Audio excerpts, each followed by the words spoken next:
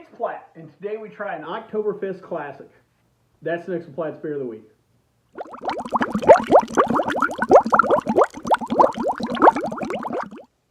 So the particular beer we have today is from the Hacker-Pschorr Brewery based in Munich.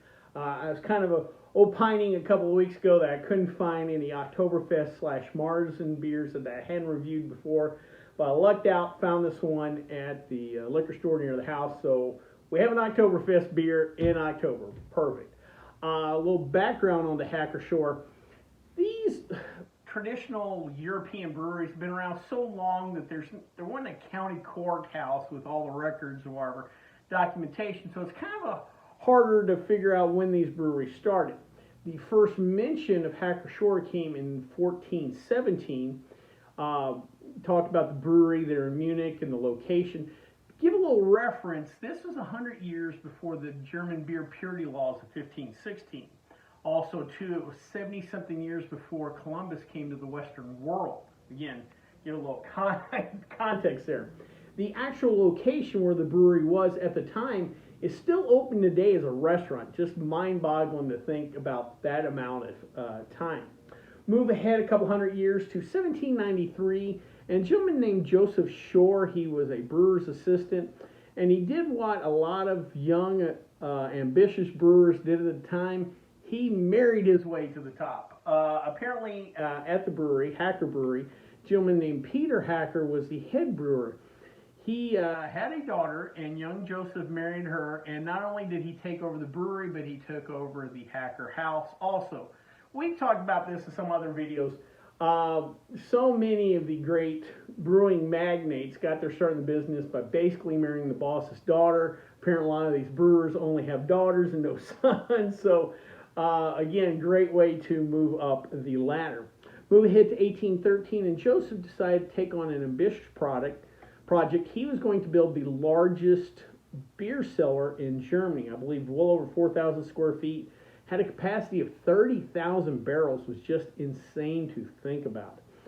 Now, even though Joseph was on this project at the time, he was still looking to expand, grow the business, however. And a few years later, in 1820, he purchased another brewery, ended up remodeling it and calling it the Pschorr Brewery. So now he had two breweries under one corporate roof. Move ahead a few more years to the year 1841, and by then Joseph had passed away, but luckily he had two sons to hand the brewery off to, but he did it kind of different. Instead of making one president, another vice president, what have you, he basically gave each one a brewery and split the company up. So each one got their own company, their own brewery, kind of went their separate ways.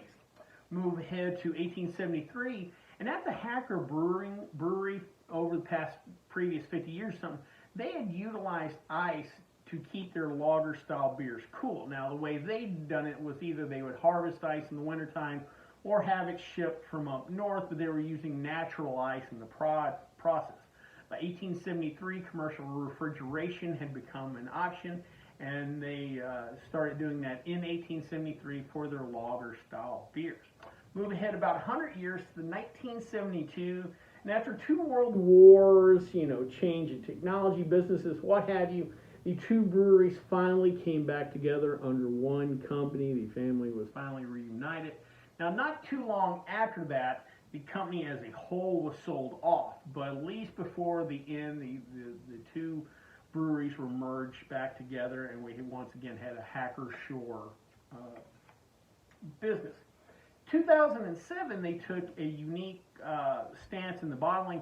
They decided to bottle, and I believe it was only for the German domestic market there in Germany and not internationally. But all their bottles were going to be swing top bottles, similar to Grolsch. I love that idea because it's kind of nice. You pop open a beer, and let's say halfway through the beer, and you got to go do something. You got to flip the ribs or turn off the oven, whatever it is. You could put that swing top back on, not only make sure nothing gets in the beer, but also kind of hold the carbonation. You don't want your beer going flat. So I always thought the swing top bottles were a pretty cool idea. Lastly, Hacker-Pschorr is one of 6 breweries that gets to distribute their beer at the official Oktoberfest in Munich every year. So that's something kind of neat. Real quick, let's talk about their other beers.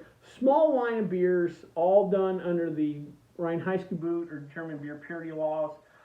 First is their Weiss beer, 5.5% ABV. This is a slightly darker in color Weiss beer than traditional beers.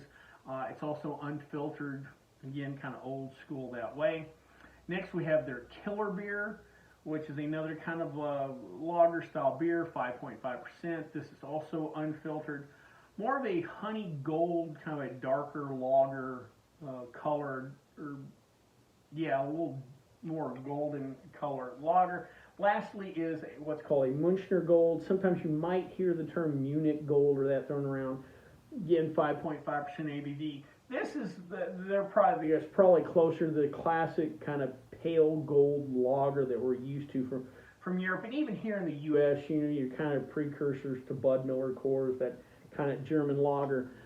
This is what a Münchner Gold kind of is. Well, before we try this particular beer, though, let's check out stats.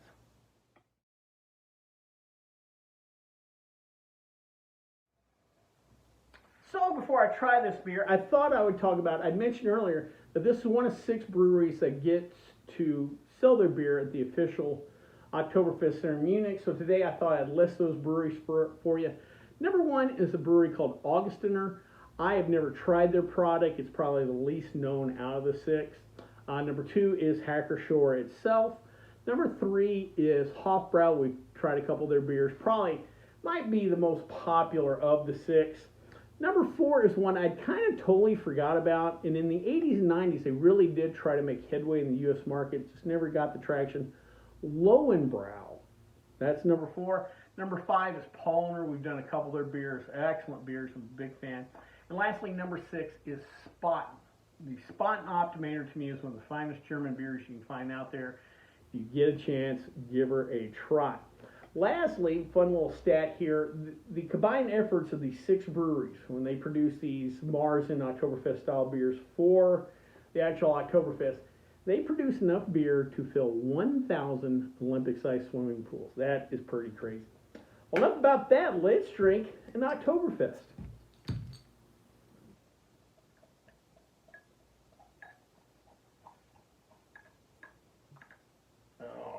Alrighty.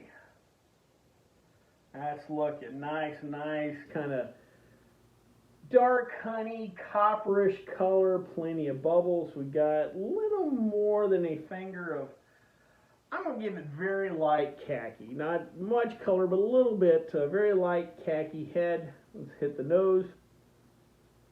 Oh, that is nice. A little bit of that malt. Not a huge hop presence on the nose, but you just tell we got some malty fun coming. Let's dive on in.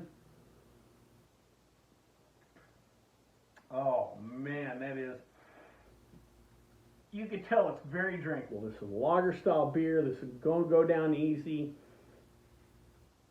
but there's enough malt complexity, and again, you pick up enough.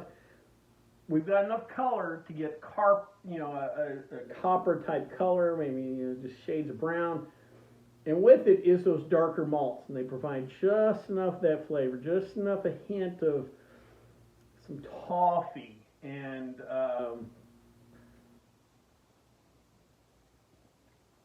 some of your darker toasted breads. Basically, there's carbohydrates, but with some depth to them. Again, there's something about, not a burnt toast, but a nice darker brown toasting. That there's this flavor profile, and that kind of comes out into that.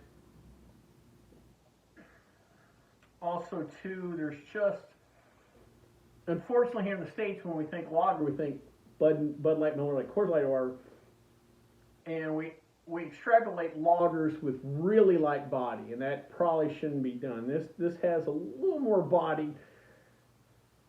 Not real heft, not viscosiness in the mouth, but there is a little substance to the body. So we're talking like maybe a medium minus type body to it. It's not light, but also it's not very filling. It's not viscous, whatever.